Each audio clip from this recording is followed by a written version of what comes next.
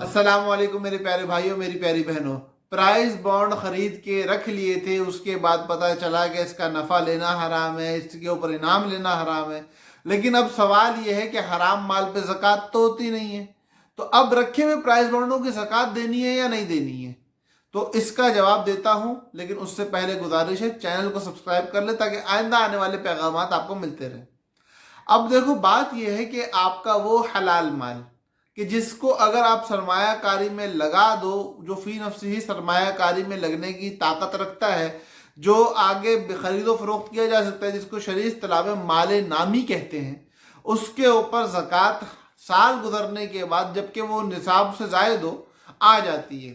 اب اگر آپ زکوٰۃ کے نصاب کے مالک ہو اور کچھ پرائز بانڈ بھی آپ کے پاس پڑے ہیں، اور ان پرائز بانڈوں کی مالیت چاہے کچھ بھی ہو، لیکن آپ کی کل مالیت زکوٰۃ کے نصاب کو پہنچتی ہے، آپ خود ایسے ہو جس پہ زکوٰۃ دینا واجب ہے، تو اس کے زکوٰۃ دینے والے مال میں ان پرائز بانڈوں کی فیس ویلیو کو ایڈ کیا جائے گا۔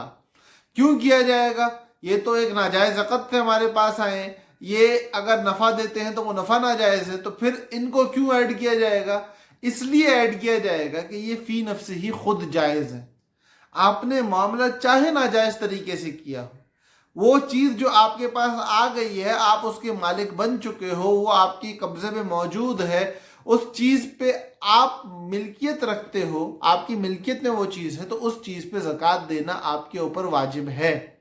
پرائز بانڈ جو رکھے ہوئے ہیں، اگرچہ آئندہ فردر پرائز بانڈ خریدنا ناجائز ہے، لیکن موجودہ پرائز بانڈ کی زکوٰۃ دینا آپ پر واجب ہے۔ اپنی زکوٰۃ کے نصاب میں جہاں آپ اپنے ایسٹس کو لکھ رہے ہوگے، جہاں آپ ان چیزوں کی جمع کر رہے ہوگے مالیت کو کہ جن پہ زکوٰۃ دو گے، اس میں پرائز بانڈ کو جمع کرنا آپ کے لیے ضروری ہے۔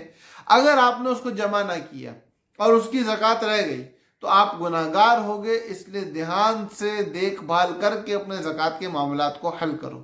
اللہ پاک ہم سب کا حامی و ناصر ہو۔ السلام علیکم ورحمۃ اللہ وبرکاتہ۔